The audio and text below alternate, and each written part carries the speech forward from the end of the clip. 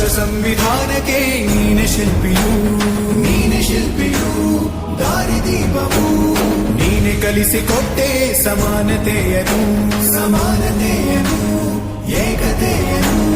ರಾಷ್ಟ್ರ ಸಂವಿಧಾನಕ್ಕೆ ನೀನೆ ಶಿಲ್ಪಿಯು ನೀನೆ ಕಲಿಸಿಕೊಟ್ಟೆ ಸಮಾನತೆಯನು ನಿನ್ನ ಲೇಖನಿಯ ಬರಹ ದೇಶ ಖರ್ಚನೆ ಒಂದು ಮಾತು ಕೂಡ ಭೀಮ ಗರ್ಜನೆ ನಾಯಕ ನೀನು